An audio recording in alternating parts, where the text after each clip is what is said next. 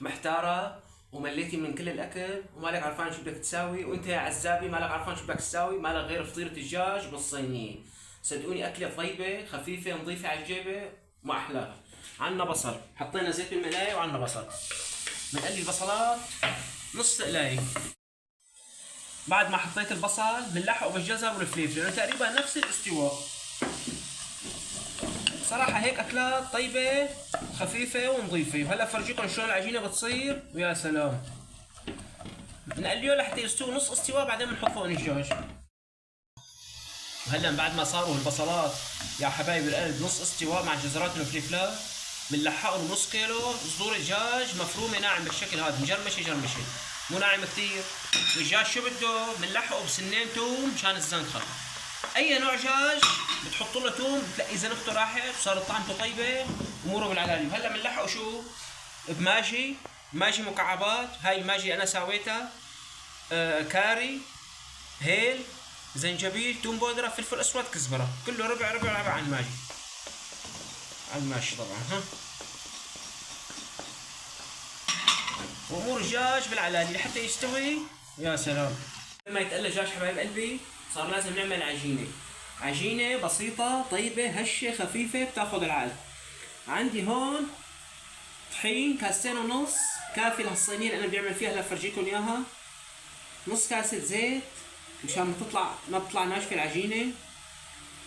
وعندي 3/4 الكاسه حليب، بنحط رحنا 3/4 الكاسه. وعندي خميره ومعلقه سكر هون. شايفين حبايب قلبي؟ بس تحطوا الخميره مع السكر ومي فاتره شلون بتصير تطلع الرغوه. بس تطلع الرغوه هيك بتكون اموره بالعلالي. الخميره مكتة ومنبلش عجن ومخليها شو تتخمر العجينه شغله تساعد زمان على هو الجو اللي عندكم. بدها هي اذا الجو دافي نص ساعه بتصير محلاها، الجو بارد بدها ساعتين ثلاثه، او حطوه بمكان دافي واموره بالعلالي. هلا يا حبايب قلبي بعد ما عجينتي اختمرت قصتهم عملتهم تنتين شقفتين، اختمروا وعملتهم شقفتين بيت النص ورقيتهم على قد الصينيه. دهنت الصينيه بالزيت وحطيت اول وحده رقيتها حطيتها. وهلا بجيب هالدجاجات اللي قليتهم حطهم بهالصينيه. شايفين منظر بياخذ ريحه الدجاج. الله تدوخ دوخ تقولوا عم تحطوا شاورما. شايفين حبايب قلبي؟ طبعا حبايب قلبي لا تخلوا الدجاج يروح على اطراف الصينيه، بس خلوا نص سنتي على داير الصينيه عجين ما يقرب عليه الدجاج. مشان هلا وقت نحط الطبقه الثانيه امورها بالعلالي. هلا بنجيب الموزاريلا بنرش فوقها الموزاريلا هيك فوق الدجاجات. وهلا اهم خطوه بعد ما نحط الطبقه الثانيه رح نعمل عجين نريحها شي نص ساعه قبل ما نفوتها على الفرن. لازم نريحها حبايب قلبي. انا عندي قاعده بكل انواع المعجنات بعد ما تعجن العجينه وتخمرها وتنتفخ تصير هيك قد الطبل وترتاح تقدر تشتغل فيها وتقسطها وتعمل الشكل اللي بدك اياه، كمان تريحها مره ثانيه. هون حطها بالفرن حامي بتطلع العجينه دوليه. اما اذا عجننا العجينه وانتفخت وما ريحناها مره ثانيه ما رح تطلع ظابطه العجينه ولا رح تطلع طيبه. بعد ما رقيت الطبقه الثانيه حبايب قلبي بنجيبها هيك وبنحطها فوق اختها بنعمل لها كبسه هيك على الداير.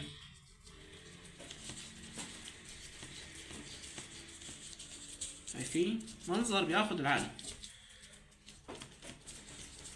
هيك عمليه كبس على الداير بس ست اطراف وتكون رقيقه. اهم شيء العجينه تكون رقيقه لانه هلا رحنا بس نريحها حبايب قلبي شو بده يصير فيها؟ بدها تنتفخ ترد. بقى اهم شيء تكون رقيقه يعني 3 ملي، اكثر من 3 ملي ما بناها رحنا. وهلا شو بنجيب سكين بنقطعها قبل ما نشوي بالفرن. وبنجيب صفار بيضاء بنحط لها شويه خل مشان الزنخه او فانيليا وبندهنها مشان تاخذ اللون الذهبي الاشقر اللي بياخذ العقل. وهلا براس السكين حبايب قلبي بعملنا شو تقسيمه. براس السكين ها هيك شايفين مشان تاخذ الشكل بعد ما تستوي. هلا رحنا فينا نقسمها رحنا بعد ما تستوي بس هيك تكون اخذت الشكل اللي رحنا بدنا اياه كانه قطعه بيتزا عم نقطع رحنا. شايفين؟ وبنحط لها السمسم وحبه البركه على الوش وبندهنها مثل ما قلت لكم صفار البيض بنحط له خل او فانيليا مشان زنخته بيطلع منظرها بياخذ العقل. وهلا يا حبايب قلبي من بعد ما استوت عجينتنا اللي محشيه دجاج وريحتها بتغور القلب هلا صار بقى لازم ندوق. يا سلام شايفين منظرها من تحت تاخذ العقل. بسم الله. الله والله تاخذ العقل.